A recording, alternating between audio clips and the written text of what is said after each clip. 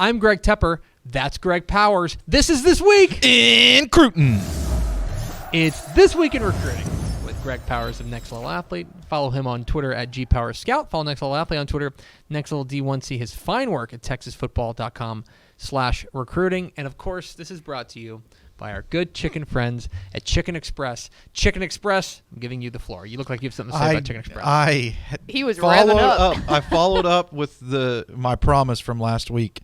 Ooh. I went to the Chicken Express in Hillsboro on Friday on my way from work in Waco. I remember you commenting on the outstanding service at the Hillsboro Chicken Express. It's amazing. Everything's always super fresh there too. I got the catfish. Oh. But I doubled down. I got 2 tendies, too. Let's go. Some people are afraid to be the best, but not Greg Powers. So I did do it. I was like, you know what? I've been thinking about this all week. I'm going to do it, but there was something about that chicken that was just calling me. So you did a side-by-side catfish and tendies. I did eat the catfish first, as a separate thing, and then went into the full. There's a conversation. You had tendy dessert. Yeah. Mm. I think you have to eat fish hot. Yeah. Tendies, you can go. Tendies have go to room temperature. Their shelf life, like you in can all eat fairness, them cold. it all stayed hot. Well, yes, but never an issue of time elapsing for it to get cool. I certainly respect that. Anyway, love you, Chicken Express. It says we're going to recruiting Greg Powers, Next Level Athlete. Let's start with our prospect on the rise. Our prospect on the rise is Maynard defensive end. You have to do it to me. Princewell Umanmalian. Yep. let's go. Principal Umanmalian picked up an offer this week from Missouri. He's, of course, a member of the DCTF Hot 100. That's his 19th scholarship offer. He does have a brother at Florida. Yes. You're saying that we are keeping an eye on some in-state options here. Yeah, I like Houston and SMU right now as it relates to this recruitment. Of course, a SEC school jumped in the mix. He's got a bunch of other offers as well. Our own Mike Craven was able to go down to watch the Maynard versus Copper's Co game last week, and it was, just over a week ago. It was a battle of Michael Uni, the big left tackle there. You see number 55, and the speed of Prince Will coming off the edge. And Craven came away really impressed with what the edge defender was able to do in that game. He's got an electric first step, really, really quick off the ball, and something that really grabbed my eye in his write-up, and you can see these write-ups that we're doing now every week, texasfootball.com/recruiting. We're doing like a Tales from the Road feature where, all of us go around the state and watch these games. Now we're kind of compiling that and talking about the players who caught our eye that weekend. Well, he caught his eye, and one of the quotes that the coaches gave him after the game they said that Princewell is more physically gifted than his older brother Princely at Florida, and that's really saying something. So I dialed this tape on right after I read that quote and kind of was like, wow, this guy's really quick off the edge, and he's in that top 75 range that we keep harping on. Top 75 this year in Texas is different, and I'm in the middle of trying to do that top 100 for the magazine now, DCTF Rising, coming to your shelf soon. That is tough. Yeah. It's an impossible task. I don't want to do it. I want to punt the ball to somebody else to do this top 100. That's why we pay you the big bucks. Oh, it's this is the grind right here. It is. It's a tough year, and I've looked back through some of the older recruiting classes too, and I just don't remember a year where I really literally think number 200 could be in the top 100 in other classes. It's a sick year, but somebody's going to get a steal on this kid, and right now I think it's going to be Houston or SMU. He did take an unofficial visit to Houston.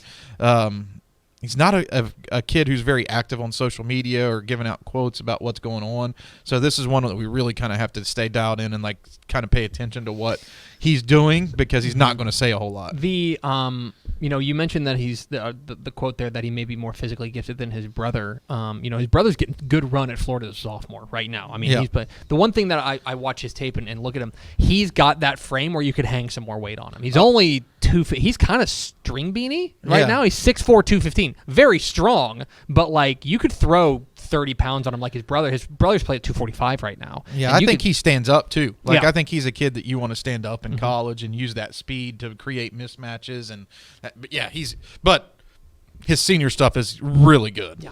Let's get to our commit of the week. Our commit of the week, we're going east to Tyler Legacy to talk about their superstar defensive end, Jordan Renaud, who committed this week to Alabama, choosing the Crimson Tide over Oklahoma. He's the number 14 prospect in the DCTF Hot 100. And finally, something good for Alabama. Yeah, no doubt.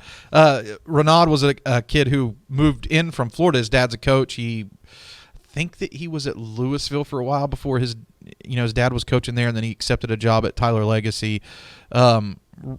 Really unique prospect. I really like him, and one thing, I've interviewed him a couple times, and one of the things that opened my eyes was the way that he kind of looks at some of the schemes that he's played in both at Florida and in Texas. And he said, in Florida we have these big, huge guys who are really talented, but this wasn't his exact quote, but basically those guys are raw, right? Yeah. Like, these guys are really talented, and you have to use your physical gifts to beat these guys because they're as good as me every time. Right. As far as skill development is concerned. Right. Yeah. And then he said, when I came to Texas, everybody that I match up against, whether they're 6'5" or 6'1", they're technically sound. And I had to employ a different skill set and learn different skill sets to combat against these guys. So what I like about his game is that it's a more well-rounded type of game because he can, he has the physical gifts to beat those big, strong guys, and now he's developed on the technique side as well to go up against, what I think is the most well-coached high school football players in America in the state of Texas. So I think he enters Alabama with a diverse skill set on the defensive line. And like you said, he must be pretty good if he's going to Alabama. And something for both Alabama and Texas fans, this is going to not date well because it's going to happen before we're off the air. Jalen Hale is making his decision today at 12:30, and he's basically down. I think his final three were Alabama, Texas, and Georgia, and we think that he's an Alabama lean. His decision will be coming down the pipe in about 30 minutes to an hour. So another player in state, the number 9 player from East Texas, and at Longview in East Texas could be heading Alabama's way as well. So. Okay, we'll keep an eye on that. If that breaks during the show, I've got the breaking news. We have the breaking news sounder, so we can get to it. This week in recruiting with Greg Powers, next level athlete here on Texas Football Today. Get involved in the conversation, #TF Today. Let's roll on to our underclassmen of the week. Our underclassmen of the week, let's go back up to the DFW Metroplex. Talk about Ennis's, sophomore wide receiver, Grayson Harris, who picked up an offer this week from TCU. And the offer list continues to grow. I believe that's 9 that he makes. And he was a superstar as a freshman and already showing out as a sophomore at Ennis this year. This is a name, if you're not already familiar with here in Texas, you better get familiar because the type of numbers he's putting up, I think that he's going to have a chance to be a record breaker. I mean, 1,200 yards or over 1,100 yards as a freshman. He's already got 29 receptions for 372 yards this year. He's that guy that you, to liken it to NFL, he's that Cooper Kupp guy that you wanted to put on your fantasy team. They are looking for Grayson Harris every play. And he runs really crisp routes, does all the little things that you want to see in a wide receiver. When you hear the term route tree, a lot of times you have these bigger framed or bigger bodied wide receivers, and they just run deep routes, right? And you throw the ball up to them, they go down the field and catch it and make big plays, and they get a lot of talk about them. Well, Grayson Harris is one of those kids that's not just a one-trick pony. He's a route runner, has great hands, and he's going to continue to develop off the field as well. 2 years from now, we're talking about one of the top players in the country. Yeah, this is a name that, if you don't already know it, needs to be on your radar. Grayson Harris, the sophomore wide receiver at Ennis, and you're right. He was a 1,300-yard receiver last year, 1,200-yard receiver last year, and that's the kind of a freshman year that you need to start setting records across the state of Texas. Let's round it all out with our recruit of the week. Our recruit of the week, let's go to Mineola. And I swear this is like the 5th time in 4 weeks that he's up for Mr. Texas Football Player of the Week. And it's Mineola's athlete, Dawson Pendergrass.